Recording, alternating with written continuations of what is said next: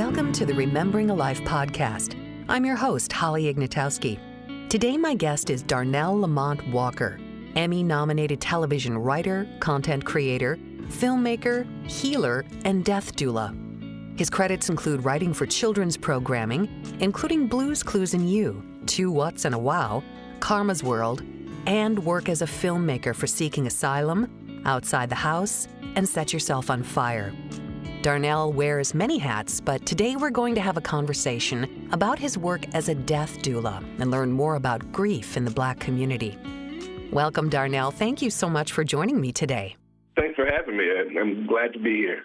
Let's start with death doula. If you could just give us kind of a definition of what that is and what inspired you to do this kind of work and work as a healer. The thing that inspired me, I'll start there, is watching family take care of each other, and especially my grandmother, who took in everyone who was sick. Whenever someone was dying, she was at the hospital. She was inviting them into her home, and it was always just an open conversation we had.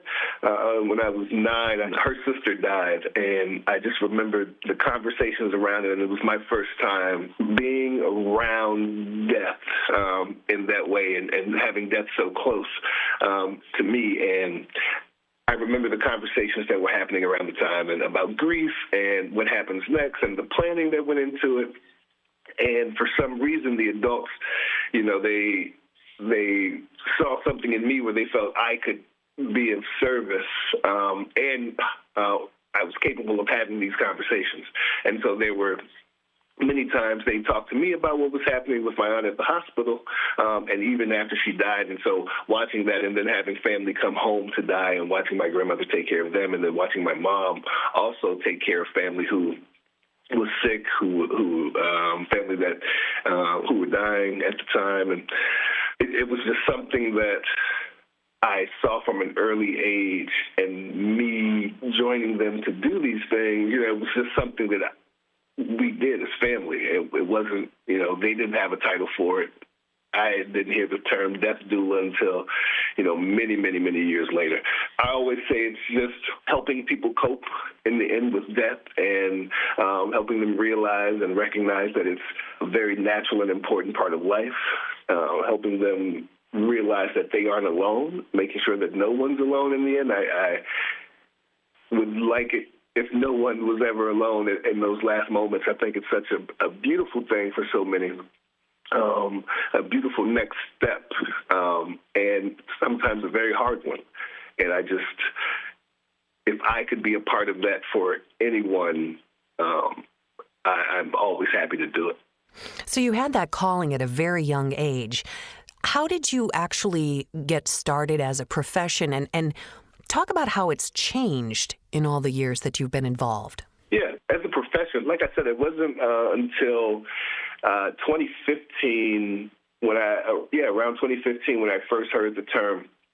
I was talking to a friend who's a hospice nurse, and I was telling her about these experiences, when I was 9, when I was 12, and I even volunteered at a hospice when I was about 13, and just sharing these experiences with my friend, and she says, "Oh, well, it sounds like you're a death doula. We have people who do that work at the hospice where I work." And I thought, death doula? I've never heard of that. And of course, I've heard of birth doula, and so I just, naturally, I'm like, okay, well, the birth doulas, bring people in, and death doulas help usher them out, basically. And I went and looked into it and thought to myself, I said, this is everything that I've been doing for the last, couple of decades, it seemed. And I leaned into it. I started contacting professionals who were, intentionally doing the work. For me, it was more so, just helping and taking care and holding space for people. But I contacted some professionals and some other hospice nurses, and they put me in touch with a couple of death doulas that they knew. And it kind of just went from there. And the more I learned about it, the more I grew into it with intention. People started reaching out and saying, hey, I just lost someone. Could I talk to you about that? Or how can I deal with this grief? And then every so often it was, my mom's dying. Could you come and talk with her? There's some things that I'd like to know. Could you help facilitate these conversations? And then I had family members who were dying. My grandfather died, and I was able to be there and be a death doula for him. And then it just kept picking up from there, and slowly but surely, it's just been going for, with intention for the last almost 9 years now. And how do families find you? Is it through the hospitals that you work at? Is it word of mouth? Yeah, right now it's always been word of mouth until these last, I'd say, the last year, and now, thanks to the Inwell conference, and I did a few opinion pieces. People have found me that way, where they say, I was Googling how to deal with death, and I found you, and this is how things have been popping up. And so now it's so many different ways. People are getting referred to me, and it's great that more and more people are opening up to these conversations, especially, but also, having someone there to help them and know that they aren't alone. Darnell, talk about the kind of assistance that you offer to families and to people who are passing away, what they need the most from you. I would imagine you're involved before, during the process, and after. Can you talk about that?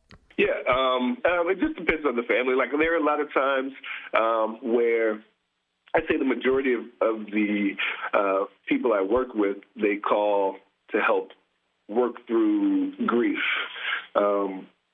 And so, because they just lost someone and they're not sure how to navigate that, while also preparing for the funeral, preparing for, any ceremonies, any rituals they want to do. And so I come in to help with that, help them get answers they may need, help them reconcile with family. And it's not as common for me to get a call from someone who is at the end of their life and they just want someone to be there. I mean, it happens, I'd say, where I may get calls maybe, 50, 60 times a year from a family or a person that wants help through the grief. There may be between 5 and 10 calls that come in to say, someone's at the end of their life. Could you come in and be with them? But I help advocate in the medical setting and hospitals for families, for the patient. I help hold bedside vigils often. Even letter writing. I'm huge. I'm a writer by profession. And I love the written word, and so I've been able to incorporate that into a lot of what I do. I help families write letters to each other to get closure, mothers and daughters. I had a patient recently who was at the end of her life and helped her and her son find closure in their relationship and get the answers they needed and wanted and deserved through letter writing. Even helping them prepare, their obituary. I'm huge on, I think everyone's lived such an amazing and full life that I love when it's shown through the obituary. And so a lot of times I, help them create, works that show that they lived, and not just, they were born, they died, and here's some people they left behind, and it's been great. It's everything in between, setting up conversations between them and, alternative burial services, and just opening them up to those things. There are a lot of people who don't know, they think there are only two options, cremation and being buried, and there's so many more, and so it's all of that. Like, whatever I get the call for, and if I don't know it, I know someone who may. And so putting them in touch with whoever they need to talk to as well is always, it's always a pleasure. So you're almost in somewhat of a counselor role, maybe even aiding in some sort of reconciliation. Are families open to that when it comes to talking about death with a loved one? Do you find that they're pretty ready to do that, or do you have to do some tugging? What I found is that they're pretty ready to do it. I think the thing that happens sadly, at the end of life, as people open up and they realize that there isn't a lot of time, and this is the last chance to make this happen. I wish it came much sooner. I wish it was just a natural part of the conversation. But in the end, I find that families are very ready to go down that road and start it. And it's just such a great thing to be there, because then a lot of times we're able to find these tools, or I'm able to provide them with some information or help them find the information they need, and then it doesn't take the next death to do that, and they're able to have these conversations with the people in their life who aren't at the end of their life, and so you can see them changing over time, and seeing how the conversation is becoming more and more, like even in the last and that was one of the questions you asked earlier, is, what have I seen change? I've seen that families now are more open to talking about death. Since 2015, no one, it was hard having those conversations. It was hard telling people, I'm a death doula, and people would shut down and go, oh, I don't want to talk about that. And now so many of us have lost so many people and so much over the last couple of years that it's like, you know what, I think we have to. And sadly, it took that for us to get here, but here we are. Do you think that's it? Do you think the pandemic is what caused that to change, to evolve? I think the pandemic was part of it. And I just think that so many of us have seen how it's not helpful to be so shut down. Like, even now, I think just on the mental health side of things, we're in lounges and going out with friends and at brunch, and we're talking about our therapist. This didn't happen, 10 years ago. My parents weren't having these conversations. And so now I just think people are realizing, like, you know what, I need to open up because this is not working. This is not working for me anymore.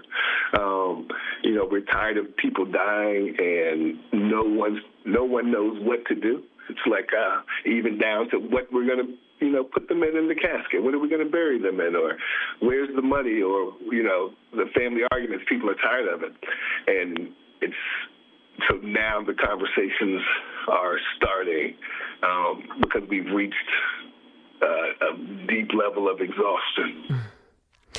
And how do you start those conversations? I'm assuming these are mostly families that you don't know, you've maybe never met before. Mm-hmm. How do you begin that process? Yeah, I go straight in. I just ask, what are your thoughts about death? How would you like it to happen when you go?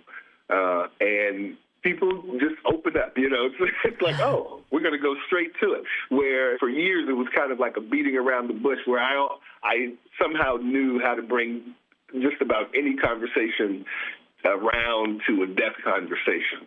And now it's like, you know what, let's just go straight in and ask those questions. What do you value when you die? What do you want your obituary to say? Do you want to die at home or in the hospital? And if this was you, or now that your loved one is dying, is there anything that you feel you need answered? And it's being direct that people really open up. They're like, oh, we're going to get right to it. Like, yes, because we don't know if we have time to play around at this moment. We have to get these answers. I need to know this because at any moment, any one of us could just be gone. So let's get to it. Right. So, I go straight in. Mm-hmm. How do you feel that your work ultimately helps not only the individual who's dying, but also supports the family and friends as they begin their grief journey?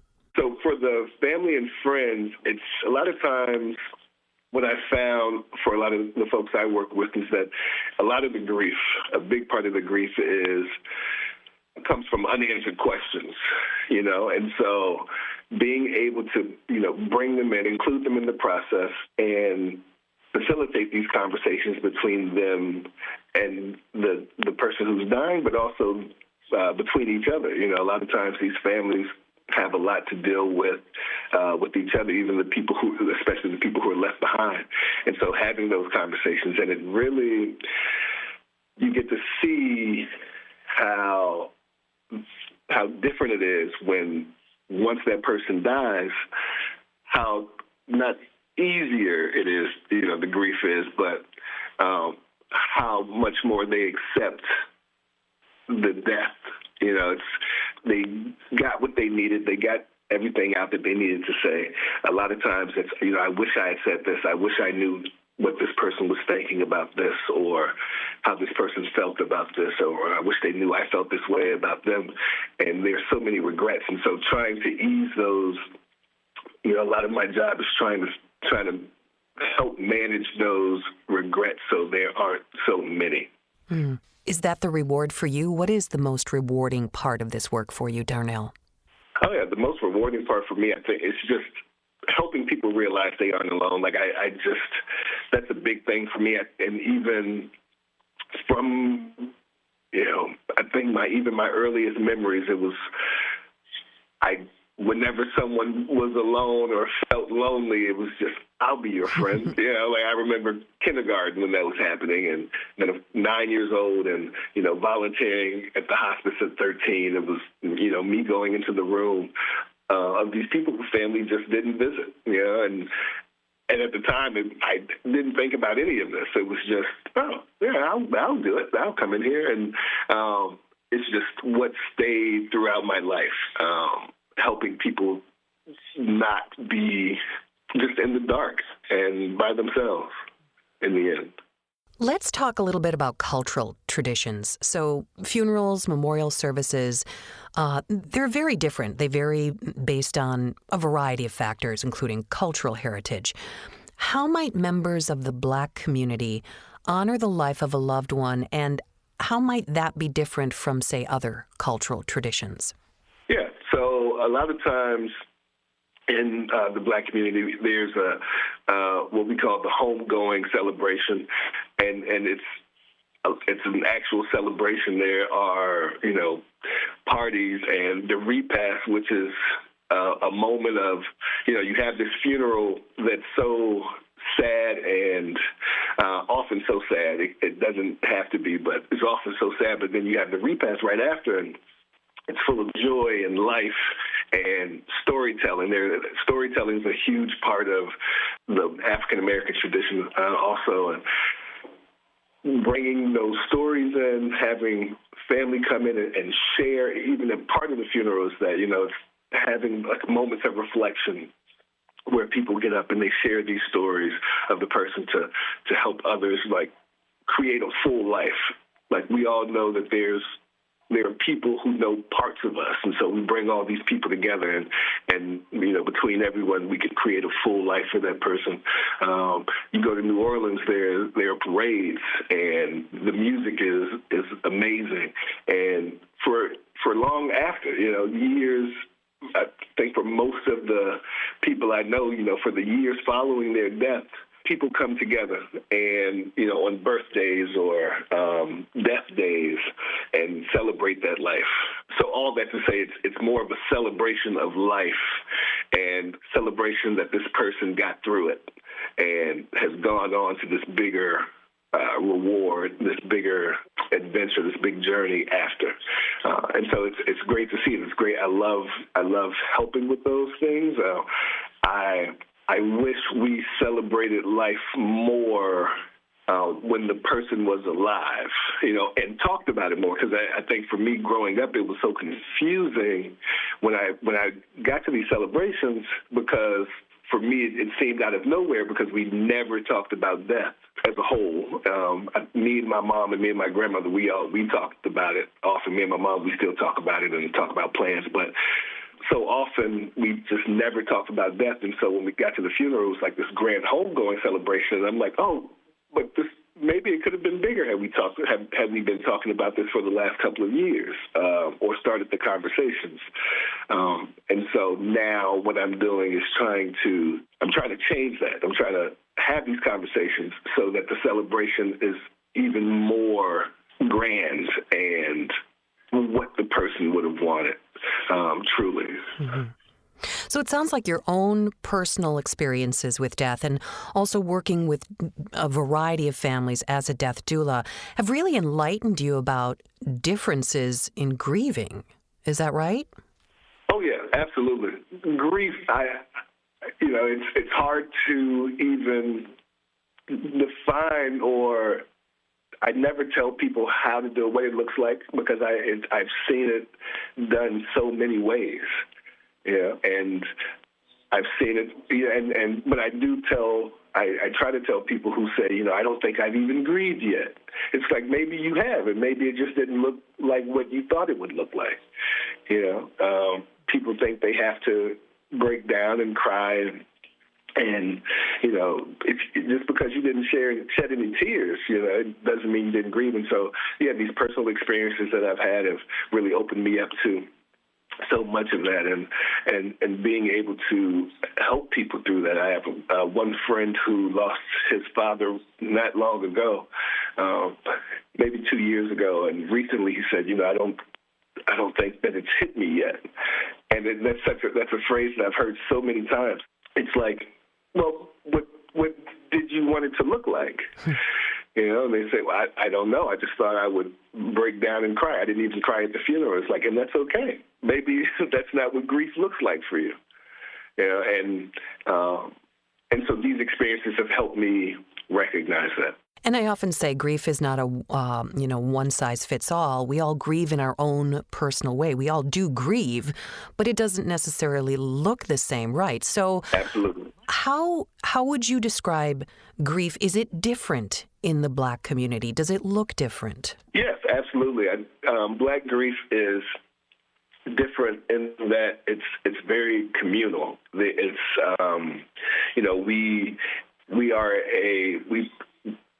we come together as a community to do it, because a lot of times, like, it's this thing that we all recognize and we all know that it's a unique thing for us. It's that celebration of life. It's the storytelling that's important to us, how we hold each other through it. But it's also very frequent. There isn't a time when we're while we're trying to grieve one thing, because it's communal, because it's, someone who we didn't even know may have died, even when during the epidemic, and we're working through that, but then George Floyd gets killed, and then we grieve that because we see George Floyd, and because our grief is communal, he represents our uncle, our father, our brother, and now we have to grieve that. And then something else happens, and we have to grieve that. And so we're never fully over or through the grief, and not sure if we ever get through grief. But while we're in the midst of grieving one thing, another thing comes along, and we have to grieve that as well. And then working with and through these systems, the medical system especially, like I said, a lot of times I have to advocate in that because of Black experience in the medical system, even recent, and so it's all of that. And so we have to come together and work together through the grief, and as a large system of support for each other. Mm-hmm. Okay, I'd be remiss if I didn't ask at least one question about your work writing for children's programming, because you have a large body of work. Mm-hmm. What role do you think children's programming can play in helping kids better understand death, get through the grief process, and the unique, maybe foreign emotions that they might feel after a loss? Yeah, great question. I do love talking about the children's writing and creating for kids, and I think what could happen, I would love to see. I would love to see these networks. I would love to see these, content creators really craft stories around death and dying for children. A lot of times, I get parents who call and say, I don't know what to say to my son. A friend recently, her son just lost an uncle, and it was the third relative that he was close to that he lost over the last year. And she's like, I don't know what to say. And I know there's so much space for television, for these shows, for these networks, the writers to really showcase it and have those stories and help families at least start the conversation. It's like, I know it's hard to talk to your kids about death, but what if there was something that could help you? And as a writer, there are times when I'll go and I'll try to pitch a story about it for the shows where it can fit. And, a lot of times I'll hear, well, maybe, we can have it where the pet dies. And it's like, yes, but people die too. And it's sometimes different when your grandmother dies versus when your goldfish dies. And I think we need to talk about that and help kids talk about it. And I know it would make a big difference. And I would love to see it. I remember Sesame did it many years ago, and they did it right. And I think so many studios are afraid of doing it wrong, but I don't think there is a wrong way to do it. I think if you write about it, there are so many people who can relate to it. And even those who can't relate will have a conversation around it, and it will open them up to it. I would love to see that. I'm pushing for it. I'm creating stories around it. There are some amazing people who are writing children's books around it. There was an incredible film, animated short film, a couple of years ago that talked about that was all about grief. And I see it happening, but it's in such small doses, and it's not where millions of people are going to see it, unfortunately. And I would love to get it there. Well, I'm confident you will change that for us. I appreciate it. Darnell, I have to, I ask all my guests, who are you remembering today? Oh, I'm remembering today a friend who died recently. Her name is Dell Sharp. She died on New Year's Eve, and she was a good friend's mother. But I was so glad that I was able to sit with her and laugh with her, a couple of years ago, and we just ate pizza and drank wine and just laughed and had, a great afternoon after years of knowing her, and this was our first time meeting. And so, and then keeping that alive throughout the years. And so when I heard that she was at the end of her life, it was a touching moment, but being able to, tell those stories and about, that day that we laughed and with her daughter and her granddaughters and family was just a beautiful thing. And so I'm remembering her and all that she left behind. I can see it daily, wherever I look. And every time I think about her, I just laugh and smile. That's a beautiful thing. How would you like to be remembered, Darnell? Oh yeah, I would love to be remembered as this person who brought people together, who just enjoyed life.